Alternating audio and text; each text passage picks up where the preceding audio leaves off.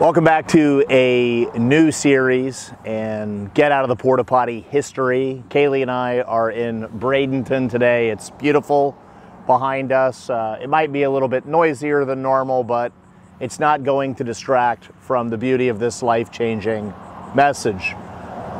One of my colleagues in the coaching field lost a battle with cancer at the age of 48 a couple weeks ago.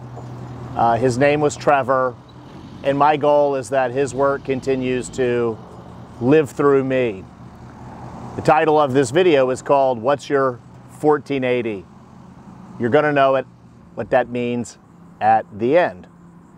Trevor was a disillusioned teenager, kind of like me. And he had a dad who was in charge of the Self-Esteem Federation of the United States of America and was always trying to get better. One day, Trevor's dad decided to go to the Toastmasters and learn how to communicate more effectively. By the way, great organization. I'm a member myself. Well, when Trevor's dad got back home, Trevor said, well, what did you learn at the Toastmasters? And his dad said, there was a guy there. He was delivering a fantastic speech. He's made millions in the magazine industry, and he had quite the story of his childhood. Well, this guy as a child had been abandoned by his father and basically grew up thinking he was worthless. As I look around the world right now, so many people feel like they are worthless. You're not. Well, this guy got home from school one day. He was a school skipper. He drank, he smoked, he did it all, and his mom was waiting for him.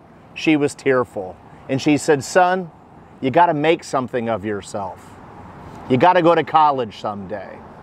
Well, the kid felt bad about hurting his mother, and he said, Mom, I'll go to college someday. In fact, they're giving the SAT test up at school in a few weeks. You got to have it, and I'll get signed up. For those of you who are ACT people, a perfect score on the SAT is 1,600. Myself, I got an 1,100. That was pretty good, actually. Well, about a month goes by after he takes the test, and he shows up at home, and there's his mom, and she's upset again. And he kept his word. He took the SAT, but now she's accusing him of being a cheater. And she says, son, you told me you were going to make something of yourself. You told me you were going to go to college. You told me you'd take the SAT, and now you've cheated on the exam. He said, Mom, I did not cheat on the exam. There was a Scantron. There was a test. I promise I didn't cheat. She believed him. She became overjoyed. He asked why. She thought he had cheated. She flipped around the letter.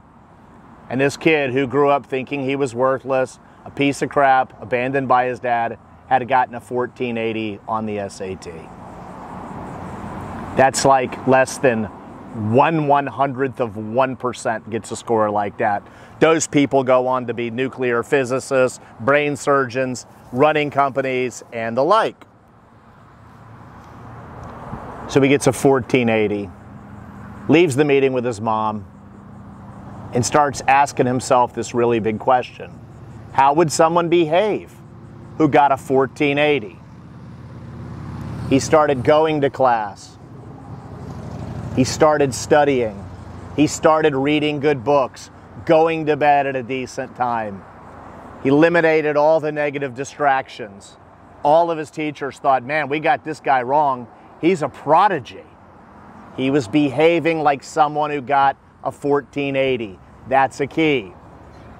Graduates high school, goes off to college, starts this amazing company, employs countless people, making lots of money, doing good in the community, great husband, great dad, etc., etc. 12 years goes by, gets home one night, he's flipping through the mail. There's a letter from the SAT board. Slices it open with his letter opener. Wife says, what does it say? It says, basically, we regret to inform you we were conducting random audits on our processes, and your score was misreported as a 1480. Your actual score, we're sorry for the inconvenience, was a 760. His actual score was a 760. And people asked this guy, well, did your life change when you got a 1480? And he said, no, my life didn't change when I got a 1480. My life changed when I started behaving like someone who got a 1480. Our feelings lie to us, ladies and gentlemen. 7.5 out of 10 people, loss, trauma, betrayal. Your feelings lie to you. And I know if you were in a relationship with someone who lied, you'd break up with them, you'd stop seeing with them, and the last thing you'd do is listen to them. So understand that your feelings are very inaccurate. Don't always trust them. But what you can always do is trust your behaviors. Your behaviors are in the locus of your control. So I ask you all today, what's the 1480 score in your life that you need to start behaving like?